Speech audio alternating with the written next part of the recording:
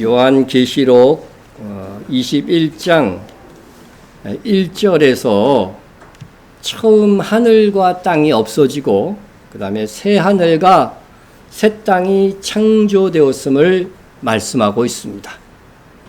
그리고 2절에서 처음 하늘에도 영적인 수도인 예루살렘이 있었듯이 새 하늘과 새 땅에서도 이제 새 예루살렘이 수도로서 존재하게 되는데, 이것은 사람이 건설한 것이 아니고 하나님의 보좌가 있는 셋째 하늘에서 내려오게 됩니다. 그리고 9절과 27절에서는 이 새 예루살렘의 의미가 무엇이고 외형과 그 규모에까지 자세히 설명하고 있는 것입니다. 7 대접을 가지고 마지막 7 재앙을 담은 7 천사 중 하나가 나와서 내게 말하여 이르되, 오라, 내가 신부 곧 어린 양의 아내를 보이리라 하고. 요한에게 새 예루살렘인 이 어린 양의 아내를 보여주겠다고 한 천사가 누구죠? 보시면은 7 대접을 가지고 마지막 7 재앙을 담은 7 천사 중에 하나다, 이렇게 기록하고 있습니다. 그런데 이 많은 천사들 중에서 왜 7 재앙을 가지고 세상 나라를 멸망시킨 바 있는 이 천사가 어린 양의 아내 곧 새 예루살렘을 보여주는 아내의 역할을 하고 있느냐 하는 것이지요.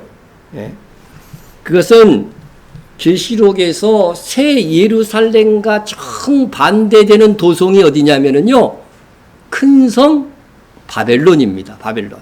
그런데 이 천사가 큰 성 바벨론의 멸망에 관한 것도 이미 사도 요한에게 보여준 천사라고 하는 것입니다. 확인을 해봅니다. 계시록 17장으로 가서 또 7 대접을 가진 7 천사 중 하나가 똑같죠. 그죠? 똑같은 천사가 와서 내게 말하여 이르되, 이리로 오라. 많은 물 위에 앉으신, 여기서 많은 물은 세계의 모든 나라 바벨론을 의미합니다. 많은 물 위에 앉은 큰 음녀가 받을 심판을 보이리라 했습니다. 이 큰 음녀에 대한 심판. 바벨론을 다스리고 있는 이 큰 음녀는 누구냐? 그의 이마에 이름이 기록되었으니 요한은 봤어요. 그 이름을 봤어요. 비밀이라. 큰 바벨론이라. 땅의 음녀들과 가증한 것들의 어미라 하였더라. 그러니까 이게 벌써 큰 바벨론이요. 바벨론의 실질적인 영적인 지도자가 바로 누구예요? 이 음녀라고 하는 거죠. 그래서 음녀도 많은데 그 중에도 큰 음녀가 이 바벨론인데 사도 요한은 그 이름을 본 거죠. 근데 왜 이름을 비밀로 합니까? 성경에 기록되면 그 사람들이 이름 바꾸겠지, 당연히. 그죠? 그러니까 비밀로 한 것입니다. 예. 자, 교회는 여자로 묘사되기 때문에 큰 음녀 역시도 여자죠, 여자는. 근데 큰 음녀도 그래서 교회인 거예요. 모양은 교회야. 그러나 실제로는 하나님의 나라를 추구하는 것이 아니라 세상 나라를 추구하는 교회가 될 것이라고 하는 거죠. 예? 그래서 하나님은 세례 요한에게 비밀이라고 하였지만 우리는 이 거짓 교회가 로마 카톨릭이라고 하는 사실을 의심의 여지 없이 알 수 있습니다. 예? 왜냐하면 하나님은요, 어떤 예언을 이루실 때 한 번에 단번에 이루는 것이 아니라 부분적으로 이루고 마지막 때에 완전히 이루시는 거예요. 예언의 방법이. 이미 중세 때에 이 로마 카톨릭은 세상 나라 위에 있었죠. 심지어 어떤 교황은요, 로마 황제의 왕관을 어떻게 씌워줬는지 아세요? 자기 발로 씌워줬어요. 그 정도까지 권세가 대단했단 말이죠. 그렇죠? 예. 우리 세계사를 배우면 그런 내용들이 좀 나옵니다. 카노사의 굴욕이나 뭐 이런 것들을 보면은 정말 그 황제가 굴욕을 당하죠. 예? 예. 교황 앞에서 그런 일들이 있는 거죠. 그래서 많은 유럽의 나라들 위에 누가 있었어요? 교황이 있었듯이 마지막 때는 세상 모든 나라 위에 사실상 교황. 그렇죠? 왜 교황은 유엔까지 가요? 유엔 가서 연설하잖아요. 다른 어떤 종교 지도자도 안 가죠? 예? 근데 교황만은 가서 연설을 한 거 여러분 뉴스를 통해서 보지 않았습니까? 이러한 일들이 마지막 때에 이루어지는 것입니다. 자, 사실 세상 나라는 이 음녀의 사악함 때문에 멸망하게 되는 것을 성경이 말씀하고 있습니다. 그래서 나라의 흥망성쇠도 이러한 사악한 종교, 배도하는 교회들에 의해서 결정되는 것임을 알아야 합니다. 그런데 세상 나라를 다스리는 큰 바벨론인 음욕교회의 실체와 멸망을 누가 요한에게 보여주었느냐? 바로 새 예루살렘의 환상을 보여준 이 7 대접을 가진 천사 중 하나였다 하는 것입니다. 7 대접을 가진 천사 중 하나. 예? 자, 이는 세상 나라와 새 예루살렘을 딱 두 그릇 놓고 비교하기 위함인 거죠. 그래서 같은 천사가 와서 동시에 보여주는 것입니다. 그래서 여러분 새 예루살렘은 여자 그리스도의 아내입니다. 반면 음녀도 여자인데 세상 나라를 다스리는 여자인 것입니다. 따라서 동일한 천사에 의해서 음녀와 그리스도의 아내인 새 예루살렘을 소개하는 것은 결국 세상 나라는 멸망할 것이지만 새 예루살렘은 영원하다고 하는 것들을 비교해 주기 위해서 확실히 하기 위해서 그렇게 하는 것이다 볼 수 있습니다. 내가 신부 곧 어린 양의 아내를 내게 보이리라 했습니다. 자, 그런데 이 신부는 곧 어린 양의 아내는 성경에서 예수님께서도 그렇고 또 우리 사도들이 일관되게 교회라고 말하고 있습니다. 교회라고 말하고 있습니다. 그리스도는 신랑이고 남편이고 또 교회는 뭐예요? 신부, 아내라고 표현하고 있다는 것이죠. 그래서 그런데 오늘 말씀에서는 그 그리스도의 신부인 교회가 곧 거룩한 성 새 예루살렘이라고 말하고 있는 것입니다. 지금도 구약 성경에 보면 예루살렘을 사람으로 평가해서 막 말하죠. 예루살렘아 예루살렘아 그러면서 그죠? 예수님도 그런 말씀을 하셨잖아요. 그러니까 실제 이 건물도 있지만은 그것이 상징하는 바, 그죠? 그것이 누구인가를 알아야 되는 것이죠. 그래서 예루살렘아 예루살렘 할 때 이스라엘이었지만 그 새 예루살렘을 의미하는 것은 뭐예요? 교회의 성도들을 의미하는 것이다 하는 것입니다. 자, 보십시오. 성령으로 나를 데리고 크고 높은 산으로 올라가 하나님께로부터 하늘에서 내려오는 거룩한 성 예루살렘을 보이니.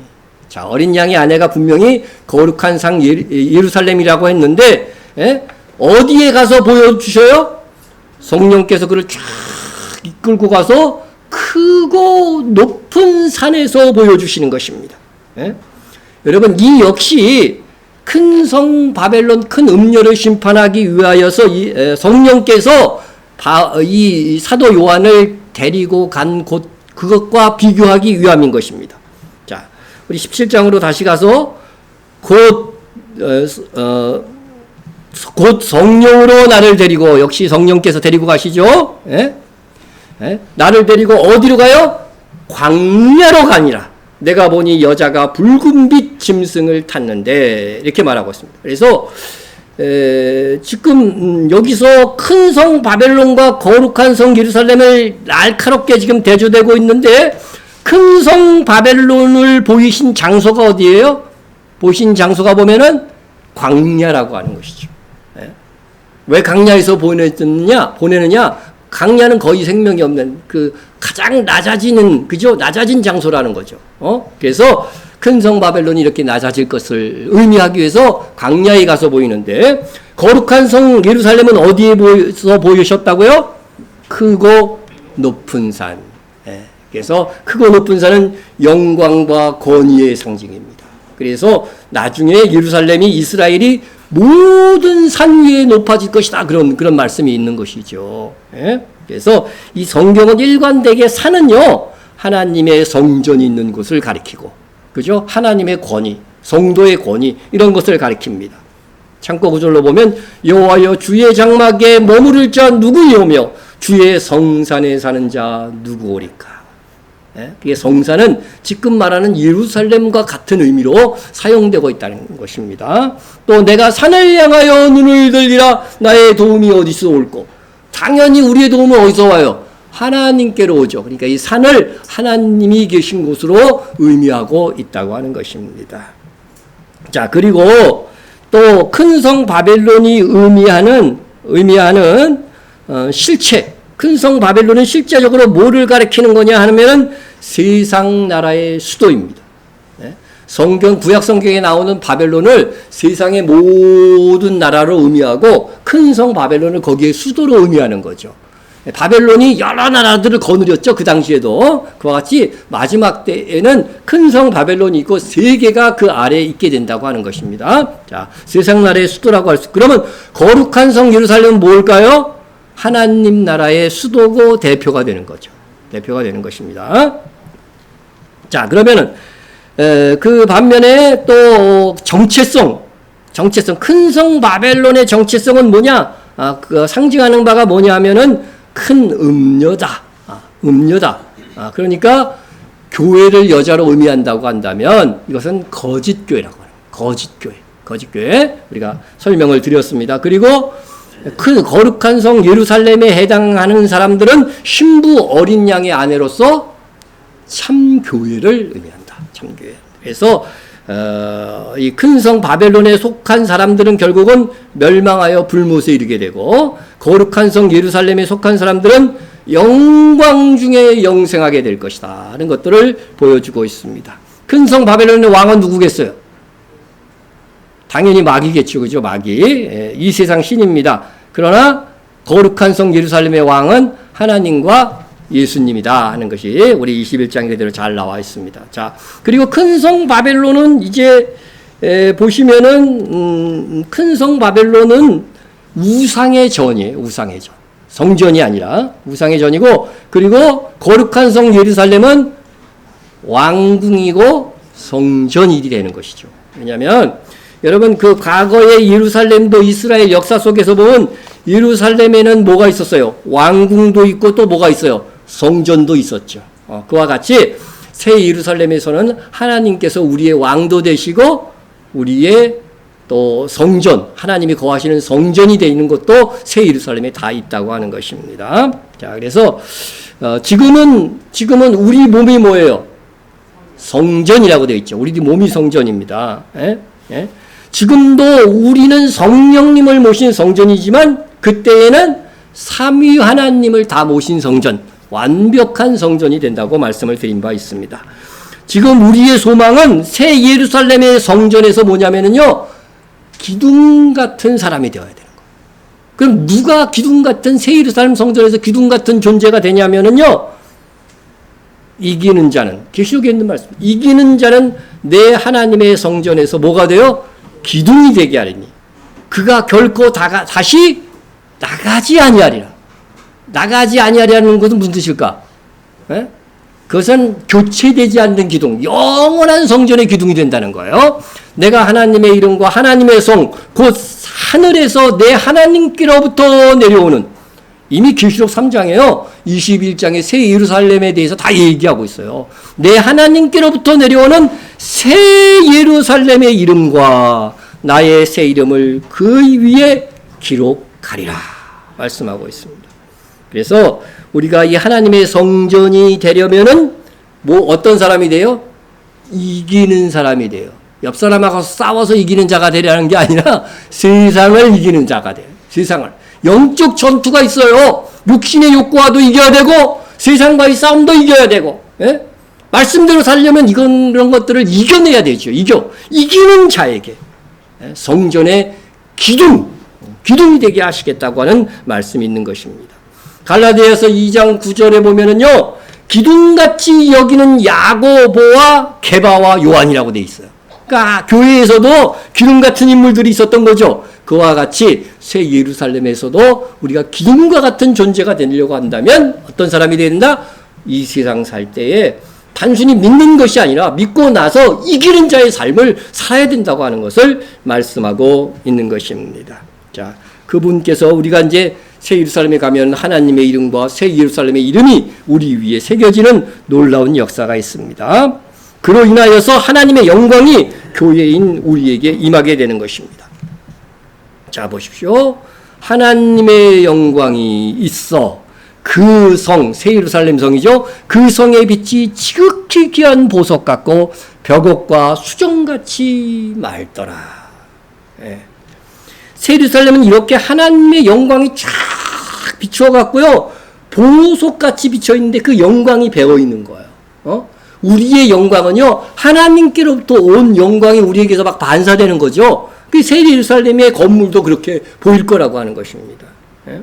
그래서 하나님의 영광이 부활하신 여러분의 몸에서 그때 빛나게 되는데, 여러분의 삶의 공적을 따라서 어떤 사람은 반딧불처럼 반짝반짝하잖아요. 머리서는 안 보여. 예? 1m 앞에 와야 봐요. 근데 어떤 사람은 해같이 빛나는, 그죠? 빛이 빛나가지고서 정말 풍성하게 이긴 자의 삶을 사는 사람은 영원토록, 예? 그 사람은 가는 곳마다 어떻게 돼요? 딱 그 사람이 뜨면은 다 보여. 주변의 사람들이 그 영광이. 예? 그런 사람이 되고 싶죠? 그 교회는 이 인생, 사는 인생이, 그래서 살아있음이 귀한 거예요, 여러분. 예? 주를 위해서 사는 것이 그렇게 중요하다고 하는 겁니다. 그래서 여러분들 이를 원하신다면 세상에서 믿음으로 이기는 자의 삶을 사셔야 한다는 것입니다. 자, 그 다음에 새 예루살렘은 성이니까 뭐가 있겠어요? 성벽이 있겠죠. 성벽이 있고 또 성벽만 있으면 큰일 나죠. 그죠? 들어갈 수 있는 문이 있어야 되는 거죠. 그래서 크고 높은 성곽이 있고, 나는 성곽은 혹시 이 성벽이에요. 성벽이 있고 12문이 있는데, 자, 그런데 새 예루살렘에서는 성문이 몇 개가 있느냐 하면은 12문이 있다고 그랬어요. 우리나라 한양 저 서울에 있는 문이 몇 개 있어요, 서울에는. 그래서 4대문이라고 그러죠. 그죠? 4개밖에 없었어요. 그런데 새 예루살렘은 문이 몇 개? 어디가 크겠어요? 한양성이 크겠어요? 새 예루살렘이 크겠어요? 새 예루살렘이 비교할 수 없이 클 것입니다. 클 것입니다. 성문은 동서남북에 각기 3개씩 12문이에요. 동쪽의 세문, 북쪽의 세문, 남쪽의 세문, 서쪽의 세문이니. 예? 여러분, 크고 높은 성곽이 있어 12문이 있는데 그 문 위에는 또 뭐가 있냐면은 보니까 12천사가 있어. 그죠? 예? 12문이 있는데 12문에마다 누가 지키고 있어요?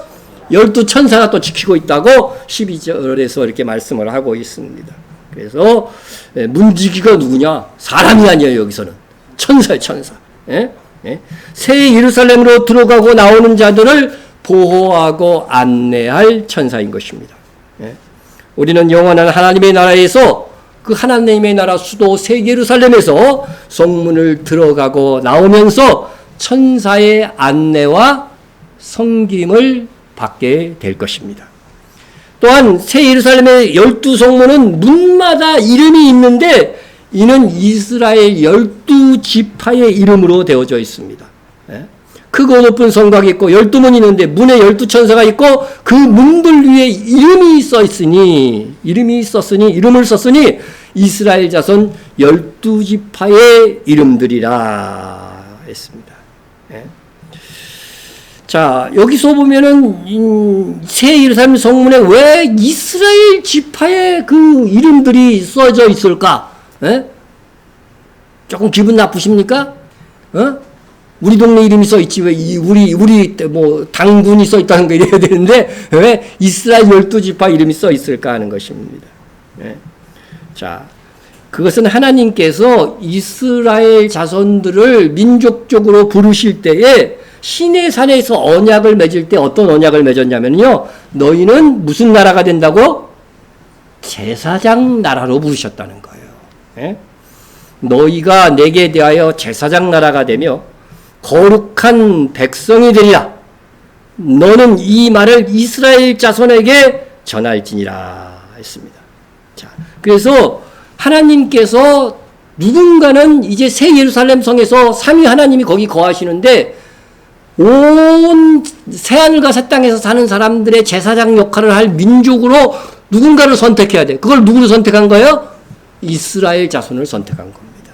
이스라엘 자손을 선택한 거예요. 그래서 이 이스라엘 자손의 제사장의 이 직분은요, 천년 왕국에서 뿐만 아니라 영원한 하나님의 나라에서도 그 역할이 계속해서 지속되는 것입니다. 그래서 영원한 하나님의 나라에서도 새 예루살렘의 성에 이게 밖에 사는 사람들이 있어요. 다 새 예루살렘 성에 산다고 생각하면 안 됩니다. 보세요. 24절에 보면 만국이 그 빛 가운데로 다니고 땅의 왕들이 자기 영광을 가지고 그리로 들어가리라. 그죠? 여기서 보면은 예루살렘 밖에 뭐가 있다는 거예요? 만국이 있습니다. 만국. 그러니까 새 하늘과 새 땅의 영원한 하나님의 나라에서도 만국이라고 했으니까 여러 나라로 나뉘어져 있는 거예요. 나뉘어져 있어요. 그 나라별로 또 뭐가 있어요? 왕이 있습니다. 왕. 이 만국에서 왕들은 자기 영광을 가지고 자기 나라고 새 예루살렘으로 들어와서 만국의 왕이신 성부와 성자께 예물을 드리고 경배하는 일들이 있을 것이라고 하는 것입니다. 그러니까 이때가 최고로 영광스러운 순간들입니다. 사실 새하늘과 새 땅에서.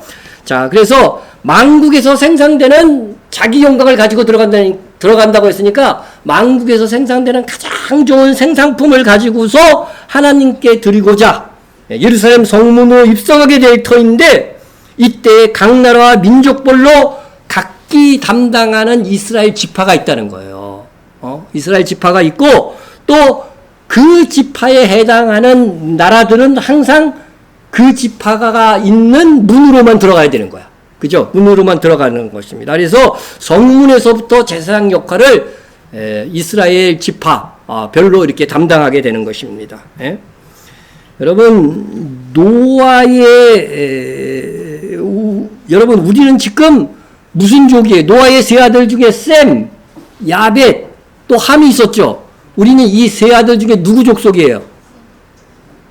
셈족이에요. 학교 다닐 때 안 배우셨어요? 셈족이란 말이죠. 셈족. 아시아인입니다. 셈족 아시아인인데 한국인입니다.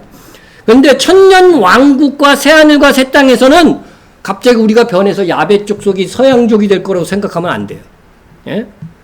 우리는 공적으로 각기 다른 영광으로 부활할 것이지만 여전히 셈족이며 한국인으로 부활하게 될 것이라는 점입니다. 전혀 내가 아닌 다른 인종, 다른 민족으로 부활하는 것이 아니라고 하는 것입니다. 그래서 성경은 분명 내가 믿음 안에 있기만 한다면 내가 지금 땅에서 만나는 이 교우들을 죽은 다음에 만난다고 그래서 안 만난다고 그랬어요. 하나님의 나라에서 다 만날 거라고 돼 있어요. 그러면은 지금의 인연뿐만 아니라 여기에 있는 인연은 하나님의 나라에서 영원히 인연을 이어가는 거예요, 여러분. 가까이서 지내는 대상이라는 거죠. 하나님은 그것을 다 조종하고 계획하실 수 있는 능력이 하나님이신 것입니다. 자, 주와 함께 왕노릇하는 성도들은 본적은 새 예루살렘에 있을 것이지만 각기 나라의 왕으로 다스릴 것입니다. 그들은 자기 민족을 대표해서 자기의 순봉과 때를 따라서 하나님과 예수님께 경배하기 위해서 나아가게 될 것입니다. 그때에 그 예배하는 일을 돕는 제사장들이 바로 이스라엘 12지파인 것입니다. 그때에는 이스라엘 12지파별로 담당하는 민족과 나라가 다 배정되어 있을 것입니다. 예를 들어서 우리 민족 담당 지파가 유다 지파라고 한다면 유다 지파의 이름이 적혀진 그 성문으로 들어가야 되는 거죠. 들어가야 되는 것이죠. 그래서 우리가 한번 월별 암송 구절로 외운 이 말씀을 여러분이 기억하고 있는지 모르겠어요. 지극히 높으신 자가 민족들에게 기업을 주실 때에, 인종을 나누실 때에 기준이 뭐예요? 이스라엘 자손의 수요대로 백성의 경계를 정하셨도다. 여러분, 이 새하늘과 새 땅이나 천년왕국에 대해서 모르면 이게 뭔 말씀이야? 이해 못합니다, 여러분. 이해할 수가 없어요. 왜 이스라엘 자손의 수요에 맞춰서 이방 민족의 숫자들을 정하느냐 이거예요. 이것은요, 이스라엘 백성의 수요에 따라서 제사장 숫자와, 제사장은 10명인데 그에 따른 백성이 막 몇 억이 되면 안 되잖아요. 그죠? 그 지파별로 맞게 그에 해당하는 백성들도 민족들로 숫자도 정하고 땅도 경계도 다 정해놨다고 하는 것입니다. 자, 그리고 다음 구절에는 뭐라고 되어 있냐면요. 여호와의 분깃은 자기 백성이라 야곱은 그가 택하신 기업이다. 이렇게 되어 있죠. 그래서 성경에서 내 백성, 자기 백성 이런 게 나올 때 이스라엘을 가리키는 거예요. 그죠? 예. 여러분 구약 시대에 내 것이라고 한 존재들은 어떤 존재냐면 다 제사장이에요. 그죠? 레위 지파는 내 것이라고 했어요. 그래서 너희들이 태어나는 장자는 뭐예요? 다 내 것이야. 나한테 바쳐 그랬죠. 근데 사람을 죽여서 바칠 수는 없잖아요. 그러니까 대신 누구를 바친 거예요? 레위 지파를 바친 거죠. 그래서 이스라엘의 장자 수와 레위 지파의 숫자는 어떻게 돼요? 항상 맞춰서 드려지게 되어 있었어요. 숫자가 모자라면 돈으로 환산해서라도 꼭 드리도록 이렇게 되어 있는 것이 바로 이게 마지막 때에 대한 예언, 영원한 하나님의 나라에서 있을 일들에 대한 다 예언인 겁니다, 여러분. 예언입니다. 자, 우리나라를 담당하는 이스라엘 지파는 그럼 어딜까? 모릅니다. 성경에 안 나와 있으니까. 그런데 제가 좀 호기심이 많잖아요. 그죠? 호기심이 많아가지고서, 새 예루살렘에서 우리나라를 담당하는 지파가 어느 지파가 될까? 한번 그래도 찾아는 봐야 되겠다고 이렇게 쫙 봤어요. 그래서 어느 정도 추정은 해볼 수 있겠다. 그런 생각이 들었습니다. 예? 여러분 이스라엘 12지파가 성막을 중심으로 인해서 진을 쳤어요. 이렇게 사방으로 세 지파 새 예루살렘의 성의 구조하고 똑같아요. 성막이 새 예루살렘이라고 한다면 이스라엘 12지파가 동서남북으로 세 지파씩 딱 진을 쳤다고. 이 문의 숫자하고 똑같잖아요. 그죠? 문의 숫자가 이렇게 똑같아요. 이렇게 세 지파 그리고 요거 성막이 새 예루살렘이라고 생각한다면, 그리고 이 성막이 실제로 예루살렘의 성전으로 봉헌이 되죠. 그렇게 이어지는 것을 볼 수 있습니다.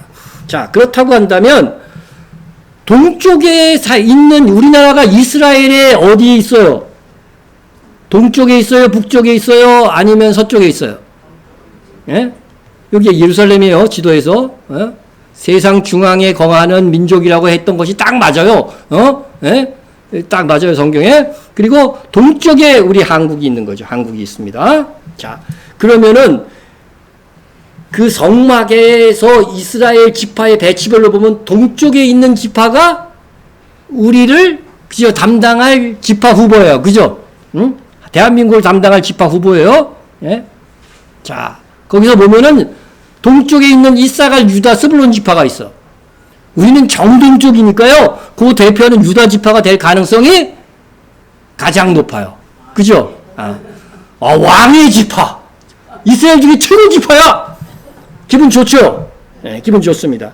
근데 이거는요, 그냥 제가 호기심에서 달쳐본 거 확실하다는 건 아니에요. 나중에 가보니까 이사갈 지파다 그래 실망하지 마시고. 하여튼, 일단 가능성으로 봐서는 동서남북. 예? 하나님께서는요, 새 하늘과 새 땅도 처음 하늘과 처음 땅에 어떤 구조를 가지고서 건설할 거예요. 그러나 환경만 변할 것입니다. 그렇기 때문에 우리 대한민국을 역시 여전히 동쪽에 두실 것이다. 동쪽. 그렇다면 우리가 아마도 유다 지파가 우리를 담당하는 제사장 지파가 될 가능성이 많다 생각이 되는 것입니다. 그러면 또 이렇게 생각하는 분들이 꼭 있어요. 저도 그렇게 생각해 봤으니까 국제 결혼을 해갖고 태어난 아이들은 도대체 어느 인종에 속하는 거냐. 인종을 나누실 때에, 기업을 주실 때에 이스라엘 자편의 수요대로 했는데, 좀 헛갈릴 수가 있죠. 그러니까 가능하면은 국제 결혼은 안 했으면 좋겠어요. 근데 하나님께서는 사람을 창조한 유전자를 다 아실까요? 모르실까요? 그죠? 다 아시죠? 그러니까, 유력한, 그죠? 그 DNA가 유력한 쪽으로 정하실 것이니까 우리가 그런 걱정일랑은 할 필요가 없다. 이렇게 생각하시면 될 것입니다. 이상 우리는 왜 새 예루살렘의 문이 이스라엘 지파의 이름을 따라 정해져 있는가 하는 것에 대해서 살펴봤습니다. 자, 그 다음으로 성벽이 나옵니다. 성벽. 그 성벽에는 12기초석이 있고 이렇게 되어 있습니다. 이 새 예루살렘 성벽에는 12문과 같이 성벽을 지지하는 12기초석이 있었어요. 기초석. 예? 그런데 이 기초석에 해당하는 단어는 성경 다른 곳에서는요, 주초 혹은 터라고 기록되어 있어요. 터라고. 그러니까 성경 원어에서는 이것이 같은 단어다. 그렇게 사용된 터를 보면은 터에 대한 어떤 다른 용도를 보면은 이 닦아둔 것 외에 능히 다른 터를 닦아둘 자가 없으니 이 터는 뭐라고요? 예수 그리스도라. 그러니까 여기서 말하는 12기초석 할 때 기초석은 뭐예요? 예수 그리스도를 의미하는 것입니다. 예수 그리스도를 의미하는 것이다. 이렇게 생각하면 될 것입니다. 자, 그런데 새 예루살렘은 신부를 상징하는 건물이기 때문에 그 기초가 신랑이신 예수 그리스도가 되어야 되는 것은 이거는 거의 뭐 상식이고 당연한 거죠. 그런데 그 기초석 위에 누구의 이름이 적혀 있느냐? 누구의 이름이 적혀 있느냐? 예수님의 이름이 적힌 것이 아니고 그 성의 성곽에는 12기초석이 있고 그 위에는 어린 양의 12사도의 12이름이 있더라. 이렇게 되어 있는 것입니다. 그러니까 기초석에 예수님의 12제자의 이름이 적혀져 있어요. 그러니까 예수님을 의미하는 기초석에 제자들의 이름이 적혀 있다고 하는 것은 예수님의 이 왕권이 이 12사도에게 상속될 것이기 때문에 그렇습니다. 예? 자, 보십시오. 너희로 내 나라에 있어. 내 상에서 먹고 마시며. 옛날에는요, 왕족만이 같이 상을 당하고 겸상을 할 수 있는 거예요. 예? 그래서 내 상에서 먹고 마시며 또 내 보좌에 앉아. 그죠? 보좌가 뭐예요? 왕이 앉는 자리잖아요. 보좌에 앉아 이스라엘 12지파를 다스리게 하려 하노라. 얼마나 귀한 약속입니까? 이 사도들이 이미 막 세계에 가서 복음을 전하기 이전에 이미 약속해 주셨어요. 그리고 그 상을 받던 행동들을 할 수 있도록 성령께서 또 힘을 주신 거죠. 힘을 주신 겁니다. 그래서 이 12제자는 이스라엘 12지파를 다스리는 역할을 하게 되므로 이스라엘 12지파보다 더 위에 있는 거죠. 그죠? 더 위에 있는 것입니다. 그래서 성경은 구약의 일꾼보다 새 언약의 복음의 일꾼들이 훨씬 더 영광된 상급을 받게 될 것이라고 분명히 나와 있어요. 예? 분명히 나와 있습니다. 그것이 고린도후서 3장 6절부터 11절을 쭉 읽어보면 나오는데 그 말씀까지는 제가 인용을 하지 않겠습니다. 그래서 12문은 이스라엘 12지파예요. 그죠? 이스라엘이야. 구약이에요. 그죠? 이스라엘이 그러니까 12기초석은 그런데 12신약의 12사도예요. 더 큰 영광을 얻는다 그랬어요. 그러니까 우리가 구약 시대의 어떤 일꾼들, 하나님의 일꾼들보다도 신약 시대에 우리가 선교에 동참하고 복음의 일꾼들이 된다면 구약의 성도들보다 더 큰 상을 얻게 될 것을 성경이 약속하고 있으니까 이 시대의 복음의 일꾼들은 얼마나 복되다고 하는 것을 여러분 감사함으로 여겨야 됩니다. 감사함으로 여겨야 됩니다. 자, 새 예루살렘의 성벽의 기초석은 12사도의 헌신을 통해서 얻어진 자리인 것입니다. 우리는 이 12기초석에 참여하여 영광을 얻고자 하는 거죠. 그러니까 예수님의 12제자에게서 나온 게 교회잖아요. 그러니까 우리도 이 12기초석에 동참하는 거예요. 다. 그래서 제자들이 12지파를 다스리는 것처럼 우리는 만국을 다스리는 분봉왕이 될 수 있다고 하는 것을 말씀하고 있는 것입니다. 자, 그러면 우리가 더 좋은 더 좋은 기초석이 되기 위해서 어떻게 해야 되느냐? 그런 말씀도 성경에 나온다는 거죠. 선을 행하고 선한 사업을 많이 하고 복음의 사업입니다. 나누어 주기를 좋아하며 여러분 나누어 주기를 좋아합니까? 움켜쥐기를 좋아합니까? 확실해요? 나누어 주기를 좋아하며 너그러운 자가 빼서 따지고 막 이렇게 까다로운 사람이 되지 말고 누가 뭔 말해도 그냥 너그럽게 스폰지 같은 사람이 되라는 거죠. 그렇게 되면 어떻게 되는지 아세요? 보세요. 이것이 장래에 자기를 위하여 좋은 터. 이게 바로 기초석이에요. 좋은 기초석을 쌓아 참된 생명을 취하는 것이니라. 이게 새 예루살렘의 성에서 다 완성되는 거예요. 이 성경은 이렇게 다 지금 다 각기 다른 저자가 썼는데도 불구하고 다 통하고 있는 겁니다. 원 저자가 누구시기 때문에? 성령님이시기 때문에.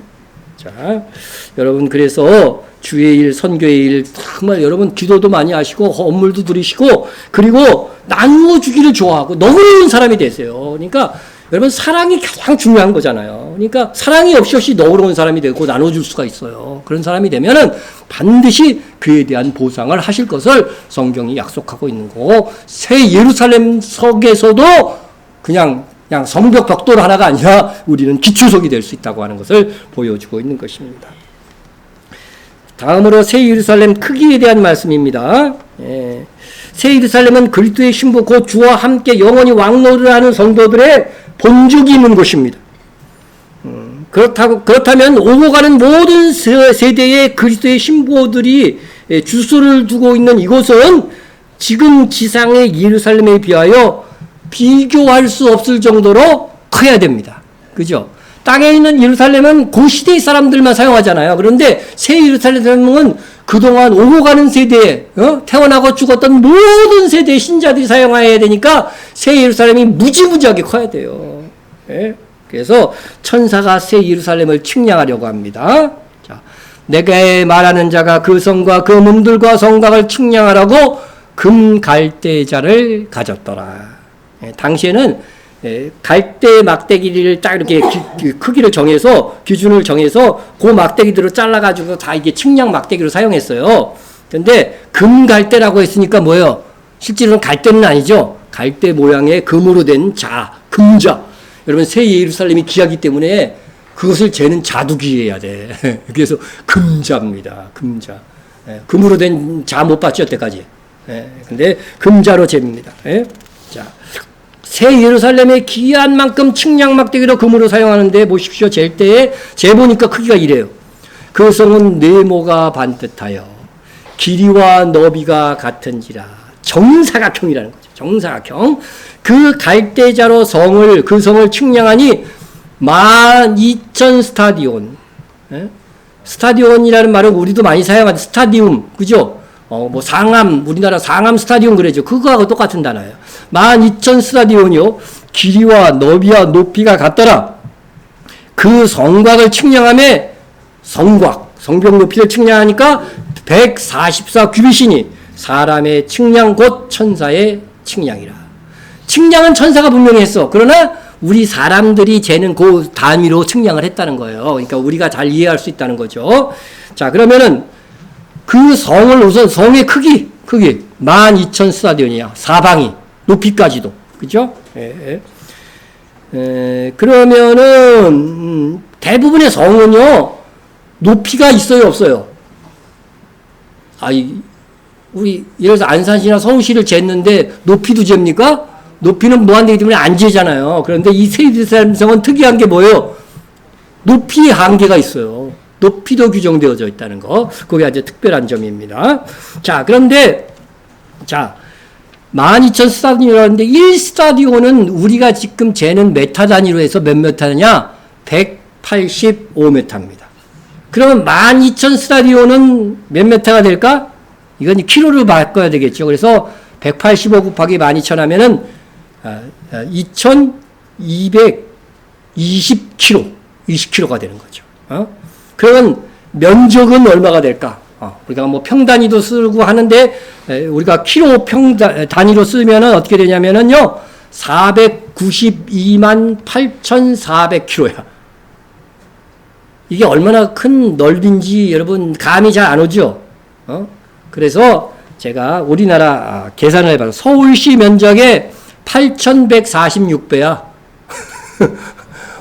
여러분 이렇게 큰 도시는 지금 지구상에 없습니다. 지구상에 없습니다.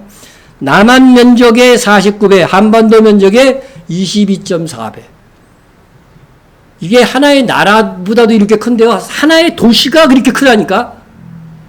새 예루살렘이 그렇게 큰 거죠. 최적, 높이도 있으니까 최적을 해보면 읽을 수도 없어. 제가 그냥 이렇게 아주 큰 최적을 갖고 있습니다. 자, 그런데 이렇게 최적을 가지고 있는데 이 새 예루살렘을 해서 이 새 예루살렘에 대해서요 이전에 예루살렘을 측량하는 예인이 이미 구약 성경 스가랴 선지자가 해요. 스가랴 선지자도 환상에서 예루살렘을 측량하는 환상을 봅니다. 그것을 한번 우리가 참조로 한번 살펴보도록 하겠습니다. 내가 또 눈을 들어본즉, 이건 스가랴 선지자예요. 구약 시대에. 내가 눈을 들어본즉 한 사람이 측량줄을 그의 손에 잡았기로 내가 어디로 가느냐 물은즉 그가 내게 대답하되 예루살렘을 측량하여 그 너비와 길이를 보고자 하노라. 이 땅에 있는 예루살렘이니까 높이는 잴 수가 없는 거죠. 그래서 너비와 길이를 재려고 하는데 이렇게 재 보니까요. 스가랴 천사가 측량을 통하여 챈 면적은요. 구약 성경에는 안 나와. 안 나오지만 앞으로 이 예루살렘의 면적이 점점 늘어나게 될 것이라는 것을 말씀합니다. 보세요. 예루살렘은 그 가운데 사람과 가축이 많으므로 성곽 없는 성읍이 될 것이다. 무지하게 넓은, 그죠? 그런 예루살렘이 될 것이다. 이렇게 말해주고 있는 것입니다. 그래서 이 예루살렘의 확장 예언은 지금도 역사 속에서 이루어져 왔고 지금도 이루어져 가고 있어요. 예루살렘이 점점 넓어진다니까요. 우리 성경에 나타난 지금도 세계의 관심사가 있는 이 예루살렘은 최초예요. 다윗이 건설했잖아요. 시온산성을 쌓으면서 다윗이 건설했는데 그때 결국 0.06km/평방미터밖에 안 됐어요. 그러니까 사방 1000m도 안 되는 거야. 그게 이 성경의 놀라운 중심으로 이렇게 등장한 거죠. 그리고 그 당시에 인구가 몇 명이에요?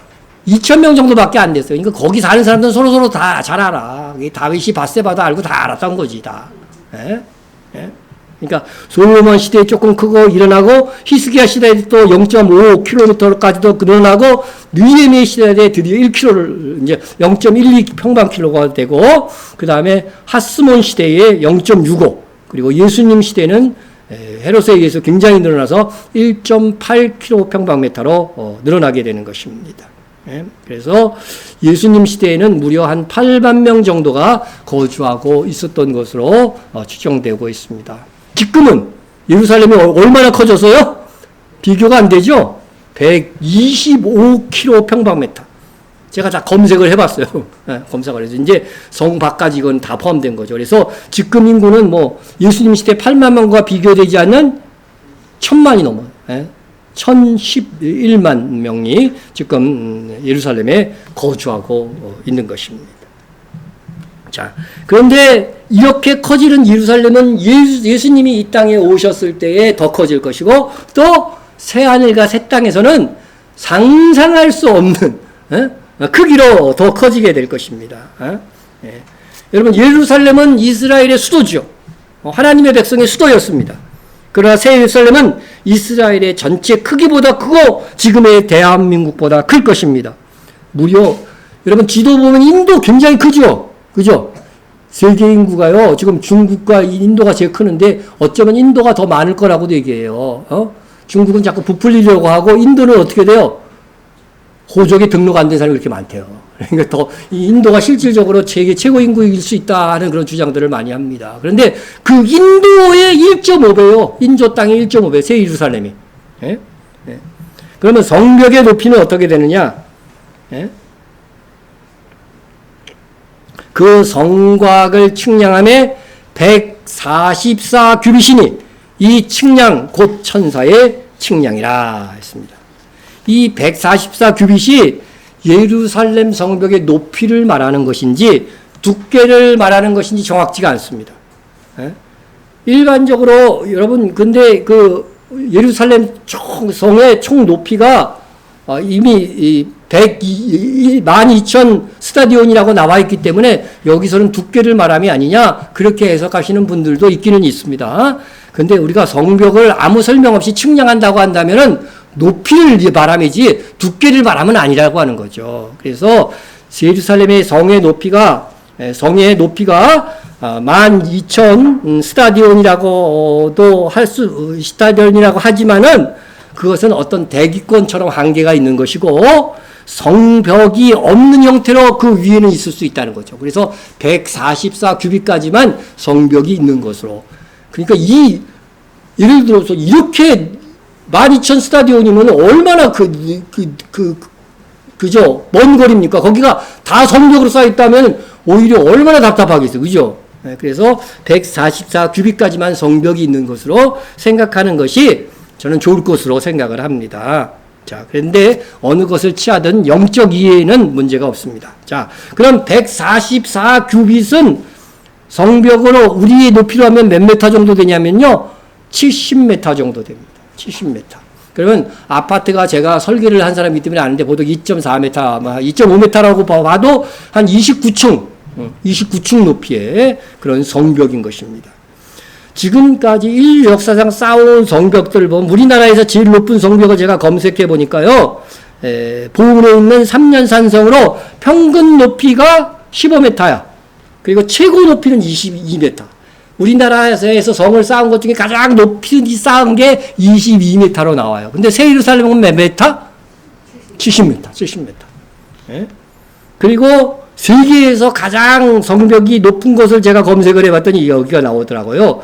크로아티아의 두브로브니크 성벽인데 이 성벽도 가장 높은 것이 25m밖에 안 돼요. 그런데 새 예루살렘 성은 70m인 것입니다.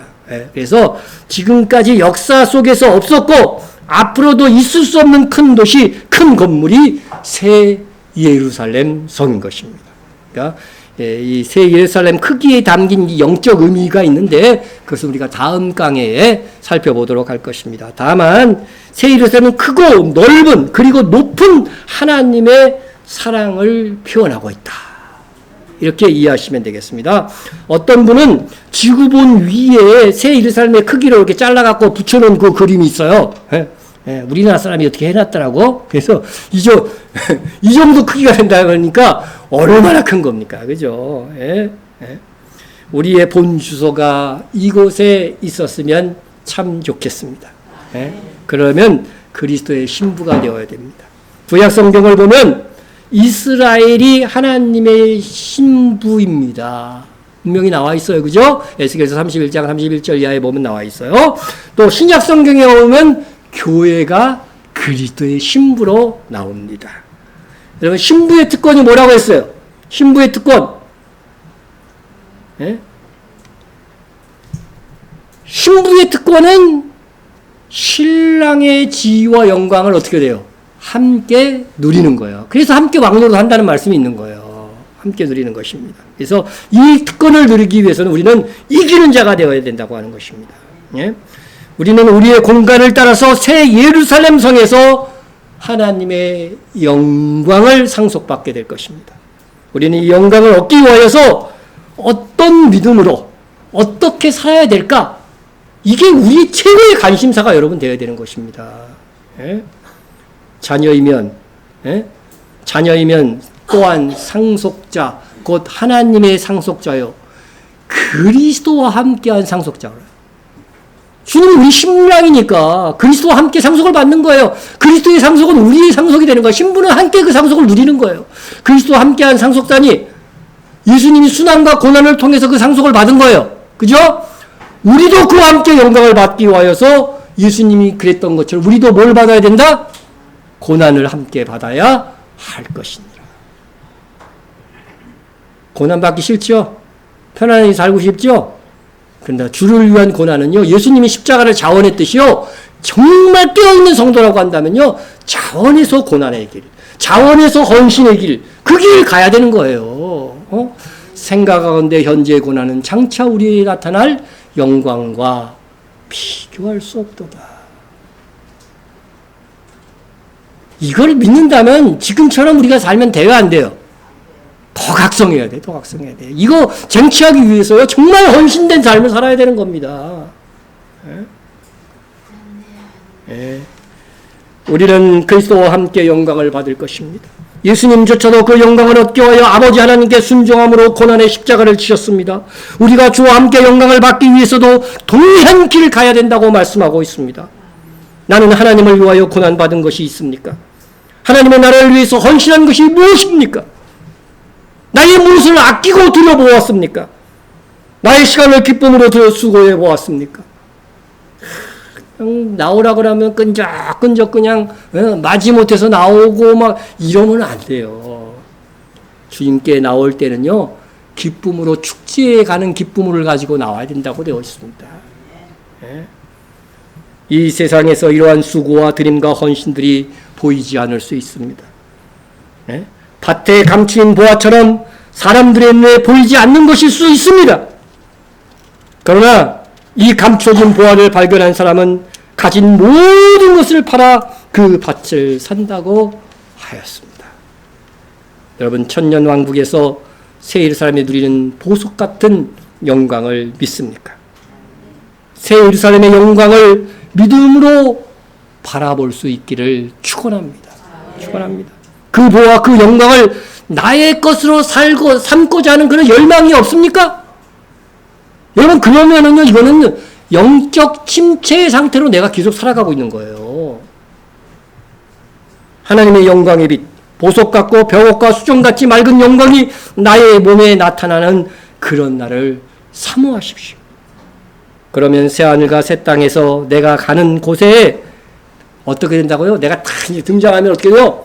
주변에서 그 영광이 쫙 나타나니까 다 아는 거예요. 근데 내가 갔는데 반딧불만 해갖고 어떻게 돼요? 왔는지 안 왔는지도 모르는 그런 존재가 되어서는 아니 될 것입니다. 네. 여러분, 마치 오늘 하루밖에는 그 영광을 쟁취할 기회가 없는 사람처럼 살아야 됩니다. 그 영광을 쟁취할 기회는 지금 우리의 인생뿐입니다. 이 하나님의 영광이 나의 영광이 되도록 헌신자가 되고 순교자의 삶을 살기를 축원합니다. 한번 통성으로 기도하겠습니다. 새 예루살렘에서의 영광이 내 인생의 최종 목표가 되어야 함을 잊지 않게 하옵소서. 이게 기억해야 그렇게 살거든요. 예? 예? 말로는 하나님의 영광이 내 인생의 목적이라고 사람들이 말해, 신자들이. 그런데 실제로는요, 바벨론의 영화를 목표로 사는 사람들이 많아요. 예? 자, 두 번째, 새 예루살렘의 기초석이 되고 성전의 기둥이 되는 이기는 자의 삶을 살겠습니다. 이렇게 다짐하는 그런 기도를 여러분 드리시기 바랍니다. 자, 가정과 여러분의 가정과 또 우리 교회를 위해서도 함께 기도해 주시기 바랍니다. 우리 통성으로 기도합니다. 사랑하는